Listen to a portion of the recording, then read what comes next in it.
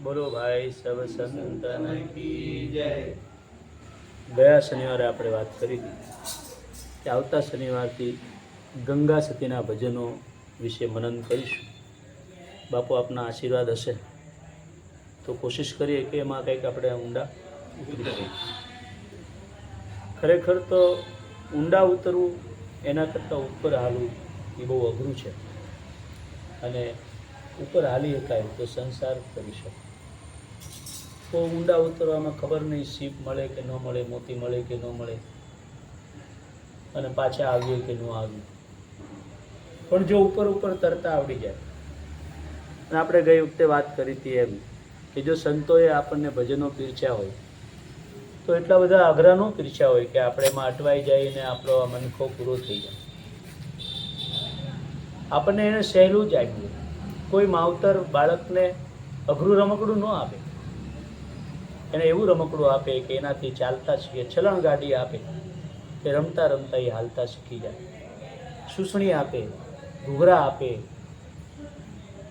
બહુ હળવું રમકડું આવે, ગમતની સાથે એને જ્ઞાન મળે। એવા અઘરા રમકડા તો ન જ આપે કે જેમાં અટવાઈ જાય, ફસાઈ જાય, મરી જાય, માઇન્ડેડ થઈ જાય। એટલે આપણા સંતોએ આપણને બહુ સરળ એની ભાષામાં આપણને સમજાવવાની કોશિશ કરી છે। આમ જોવા જઈએ તો દરેક ભજનની અંદર ગીતા અને રામાયણના દર્શન થાય છે। બધાએ કોણે કેવી રીતે પીરસ્યું છે, કેવી ભાષામાં પીરસ્યું છે, જે આ પંથના છે, જે પંથકના છે, જે સમાજમાંથી આવે છે એની ભાષા પ્રમાણે એણે વાત કરી છે। એની ભાષામાં વાત કરી છે, દાસીજીવણે એની ભાષામાં વાત કરી છે। ગંગા સતી ક્ષત્રિયાણી છે તો એને ક્ષત્રિય ભાષામાં વાત કરી છે કે ધડ મૂકીને આવો મેદાનમાં, તમને રમાડું 52ની બાર। એટલે આજે આપણે ગંગા સતીના ભજનોનું મનન કરવાની કોશિશ કરીશું। જુઓ કે જે કોઈ સંતો જુઓ, અને અહીં પણ એવું જ છે, કહળ સંગે ગાયને જીવતી કરી। જોકે ગંગા સતીએ તો ના પાડી દી, પણ સંતનો સ્વભાવ છે ને કોઈનું દુઃખ જોઈ ન શકે, અને કોઈના દુઃખી ન થાય, પોતાનું મન ઓગળે નહીં તો એ સંત હું કામનું। અને જે કોઈના દુઃખી ન થાય એવા સાથે બેસવું પણ છે કે દો રંગા ભેગા ન બેસીએ, એવા ભેગા બેસવું પણ। એટલે કહળ સંગે ગાયને જીવતી કરી, કહળ સંગ પ્રકાશમાં આવ્યા। થોડા દિવસ પછી કોઈ રાજાનો દીકરો મૃત્યુ પામે તો કહળ સંઘ પર ફરજ કરવામાં આવી કે ભાઈ તું ગાયને જીવતી કરી શકતો હોય તો મારા છોકરાને કુંવરને કેમ ન કરી શકે। બસ આ જ ધર્મ સંકટને હિસાબે કોઈ સંત પ્રકાશમાં નથી આવતા, અને આપણા જેવા રોજ પ્રકાશમાં આવવા હાટું મથીએ છીએ, કેમ કે આપણે અધૂરા છીએ। હવે ગાયને કુંવરને જીવતો તો કર્યો, પણ પછી કહળ સંઘે રજા લીધી। કહળ સંઘે રજા લીધી એટલે ગંગામાએ કહ્યું કે તમે રજા લીધી તો મારે, તો કે નહીં, જો આપણે બે અચાનક વયા જઈશું તો આ દુનિયાને આપણે કંઈક આપીને તો જવું પડશે ને। આ ભોળા ભક્તોને, ભોળા માણસોને જે ભક્તિ માર્ગ ઉપર જે ચાલ્યા છે એને તો કંઈક આપવું પડશે ને। તમે થોડાક દિવસ રોકાવો અને હું જાઉં। એ પછી ગંગા સતી 52 દિવસ રોકાણ, અને 52 દિવસ એક ભજન આપ્યું, એક ભજન આપ્યું। અને ભજન એવા ક્રમવાઇઝ એને આપ્યા છે દરેક। એ 52 ભજન આપણા માટે ગીતાના 18 અધ્યાય સમાન છે, આપણા 18 પુરાણો સમાન છે, આપણા 6 શાસ્ત્રો સમાન છે। એ 18 પુરાણ આપણે તો ઠીક છે આધ્યાત્મિક લાઈનના માણસો છીએ, ભક્તિ લાઈનના માણસો છીએ, પણ વિજ્ઞાનિકો પણ જેની ઉપર PhD કરે છે અને હજી એનો એક શબ્દ જ્યાં સુધી પહોંચ્યા તો નથી જ, પણ જ્યાં પહોંચ્યા છે ત્યાંમાં એક શબ્દ જેને ખોટો નથી સાબિત કરી શક્યા, એવા ગંગા સતીના ભજનો છે। તો સૌથી પહેલું ભજન છે કે મેરુ રે ડગે પણ મન નો ડગે, મરને ભાંગી પડે રે ભરમાંડ, વિપદ પડે પણ વણસે નહીં, એ તો હરિજનના પરમાણ। અને છેલ્લી કડીમાં લખ્યું છે, આખું ભજન આપણે હમણાં વાંચીએ, છેલ્લી કડીમાં લખ્યું છે કે ગંગા સતી એમ બોલ્યા, તમે થાજો સતગુરુના દાસ. એટલે કે આ ભજનનો કહેવાનો અર્થ એવો થાય છે કે સૌથી પહેલાં તમે સતગુરુના દાસ થાવ. જ્યાં સુધી તમે સતગુરુના દાસ નહીં થાવ, આ જગતમાં આવ્યા પછી જ્યાં સુધી તમે ગુરુ ધારણ નથી કર્યા, ગુરુને માન્યા નથી, જ્યાં સુધી તમે નુગરા છો, જ્યાં સુધી કોઈ તમને સતગુરુ મળ્યા નથી અને સતગુરુને તમે ધારણ નથી કર્યા. મળવા તો બધા સહજ છે, લોકોને બહુ મળે છે સદગુરુ, પણ કોઈ ધારણ નથી કરતું. કંઠી બંધાવે છે, ગુરુ પૂજા કરે છે, શરણને પૂજે છે, એથી પ્રસાદી ખાય છે, પણ એને કોઈ ધારણ નથી. એ જે વચનો આપે છે ને એ વચનો પ્રમાણે ચાલતું નથી, એને જે કરાવવું છે એ કરતું નથી. તો એના માટે કેવી તૈયારી હોવી જોઈએ? મેરુ રે ડગે ને જેના મનડા ડગે નહીં પાનબાઈ, મરને ભાંગી પડે ભરમાંડ. સૌથી પહેલા તો મનને એકદમ સ્થિર કરવું પડે. આધ્યાત્મિક લાઈનમાં એવું પણ કહે છે કે એક મેરુદંડ આપણા શરીરની અંદર છે, જે પાછળ આપણે દંડ છે એને મેરુદંડ કહેવામાં આવે છે. એટલે ઘણા આધ્યાત્મિક ટિપ્પણી કરવાવાળાઓ એવું પણ કહે છે કે આ મેરુદંડની વાત છે.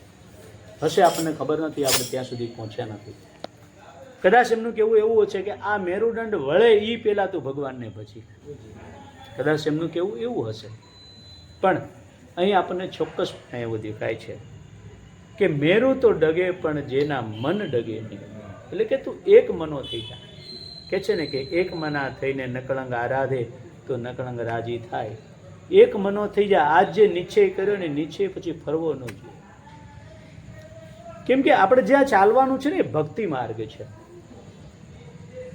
ભક્તિ છે એ માર્ગ છે, ભક્તિ છે એ મંજિલ નથી.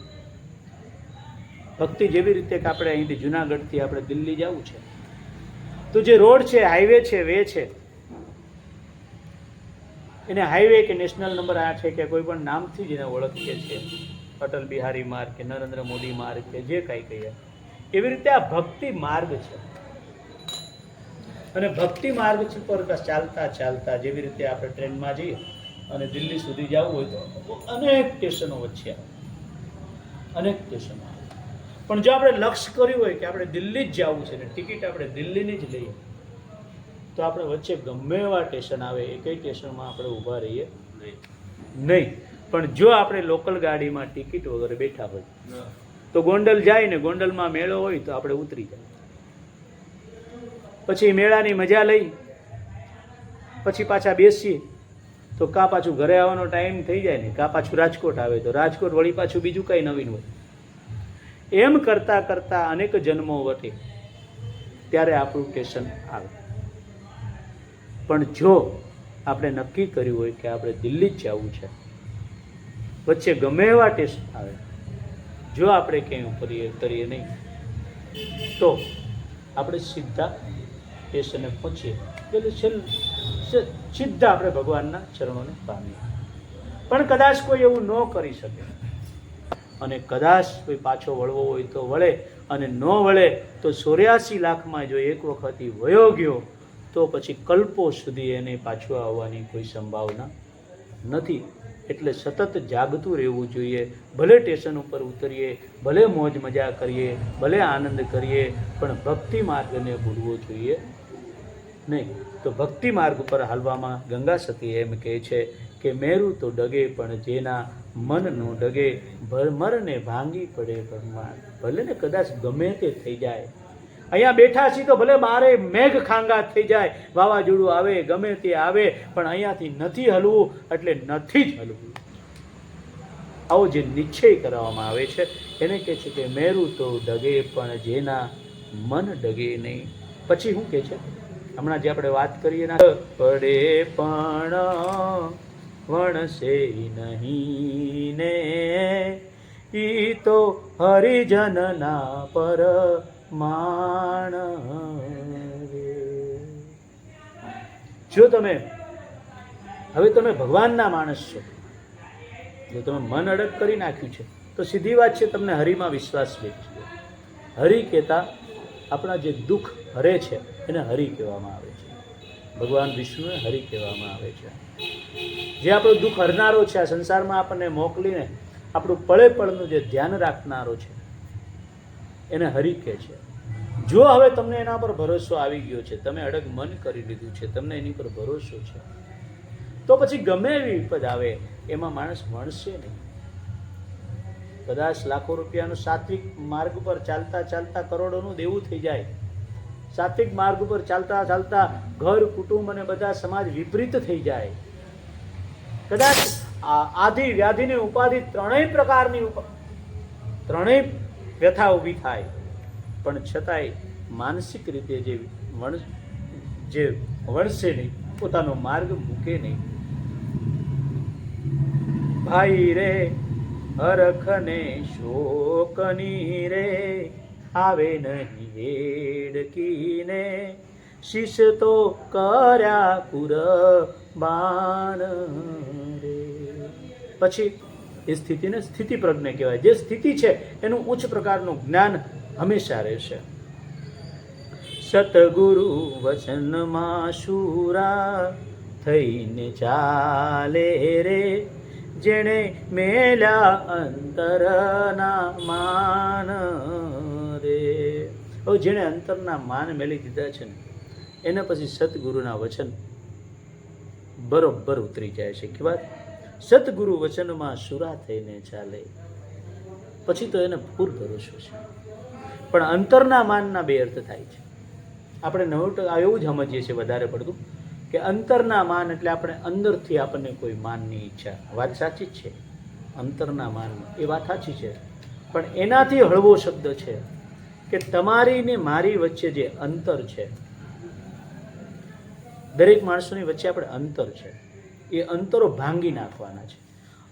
અંતર ભાંગ્યા વિના નહીં આમે ઉમળકો. જ્યાં સુધી તમારી મારી વચ્ચે ભેદ છે, તમે બીજા છો, હું બીજો છું, આ બાપુ બીજા છે, આ મારું હું સારું કરશે, આ હું કરશે, મારું આ છે, તે છે, હું લઈ લઉં આની પાસેથી, કાને આપી દઉં કે આ મારું લઈ જશે, એ તારું ને મારું જ્યાં સુધી છે ત્યાં સુધી ભક્તિનો ઉમળકો આવશે નહીં. અને જ્યાં સુધી મને એવી આશા છે કે અરવિંદભાઈ આવીને મને માન આપશે, મને પાન આપશે, જ્યાં સુધી માન હશે કે હું સદગુરુ પાસે હું જાઉં ને સદગુરુ મને કંઈક કહેશે, તો વચનમાં શુરા થઈને ચાલે જેણે મેલ્યા અંતરના માન રે. ભાઈ રે નિત્ય રહેવું સત્સંગમાં ને જેણે આઠે પોર આનંદ રે. હવે કાયમ સત્સંગમાં ઘણા બધા પ્રકારો છે. આ અત્યારે જે સત્સંગ છે એ અભ્યાસ છે. આ સત્સંગમાં આપણે બેસવાનું હોય, આ સત્સંગમાં આપણે સાંભળવાનું.